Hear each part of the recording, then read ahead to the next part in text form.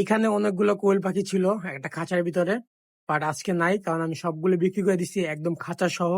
মানে আমার ফার্ম থেকে এই জাপানিজ কোয়েলের নাম গন্ধ সব মুছে গেছিল, কিন্তু কিন্তু এই বাচ্চাটা যখন বিক্রি করতেছিলাম তখন ও উড়ে গেছিল আর আসে নাই। পরে 3 দিন পরে ওকে আমি পাইছি। আমাকে খোঁজাখুঁজি করি নাই, কারণ আমি আশা ছেড়ে দিয়েছিলাম।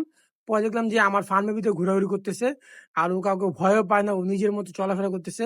ওকে আমার কোনো খাবারও দেওয়া লাগে না, যেহেতু ও একটা মেল পাখি। মানে যতটুকু আমি দেখে বুঝতেছি, আমি ওকে ধরবো না, যেভাবে আছে সেভাবে থাকবো। তোর সাথে আমি ফিমেল এনে দেবো, দেখবো কি রেজাল্ট আসে। আর আমাদের ঘুঘুগুলা আবার ডিম দিছে। আসলে একটা পাখালের কাছে এগুলো দেখতে খুব বেশি ভালো লাগে, যখন আপনার পোষা পাখিগুলো ডিম দেওয়া শুরু করবে। ওর কিন্তু অলরেডি একটা বাচ্চা আছে, তারপর ডিম দেওয়া শুরু করছে। একটা ডিম দিছে, হয়তো বা কালকের মধ্যে আমরা আরেকটা ডিম পাবো। তো আমরা এগুলো আলাদা করতে হবে। আর এখানে আমার একটা মাত্র ককটেল পাখি আছে, এটা মেল নাকি ফিমেল আমার কোনো আইডিয়া নেই। খুব শীঘ্রই আমি দেখবো এটা মেল নাকি ফিমেল। তারপর ওর সাথে একটা ভালো একটা পেয়ার দিব আমি, আর ওকে ব্রিডিং এ দিব। আর দিন দিন ও খুব বেশি অ্যাগ্রেসিভ হয়ে গেছে। আগে অনেক টেম ছিল, বাট সময় না দেওয়ার কারণে ওর টেমটা চলে গেছে।